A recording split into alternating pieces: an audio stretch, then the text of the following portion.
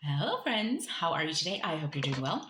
I just wanted to come to you today very quickly to talk about my relationship with God throughout my whole life, obviously, but mostly over the last 10 years because it is a big part of the storyline of Dark World Lightwork. Most people have the concept of God the Father in their head, and I am not one of those people. As a matter of fact, if I even think about the idea of God as a father, I harbor a great deal of resentment and it makes me kind of upset. And I think that is due in part, at least, to my relationship with my own parents, because for a child, the representation of God is their parents because they are creator.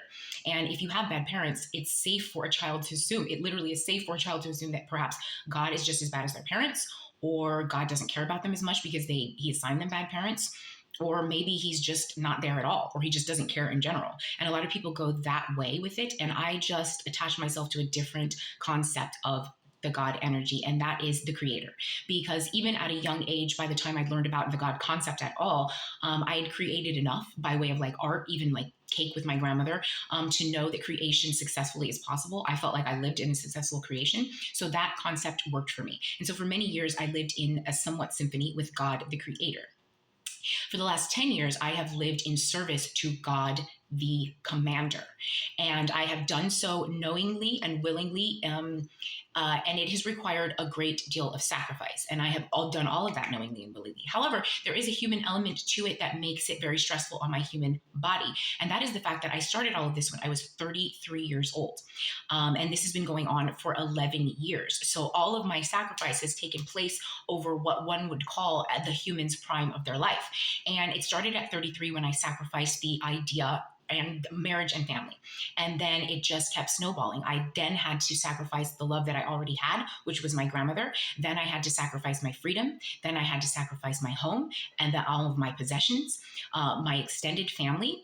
And then the worst was when I had to sacrifice my station in life. And I went from a middle class suburban homeowner to a woman living in a car on the street. And I've done all of this repeatedly for the greater good. And that's how he's got me every single time. Well, it's for the greater good.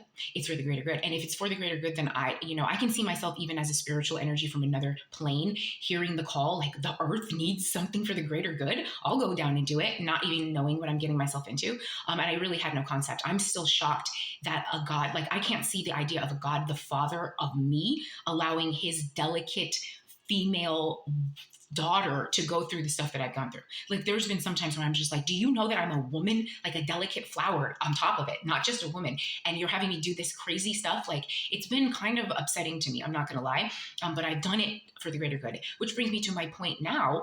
I'm tired of doing that for the greater good, not because I can't do it anymore, but because I would like to reap the rewards now for the greater good. Like what is all this sacrifice getting us? Because I know that I'm not the only person who considers themselves to be a worker of light who is down here doing this kind of struggle and has been doing it for a long time. There's probably people out there doing it longer than me. And we've all, I believe, if in our hearts, have been doing it for the greater good. And I think it's about time we see what that looks like. What does the greater good get for all of our hard work? So basically, I just want to make that video to say cheers to the greater good. All right. Love you.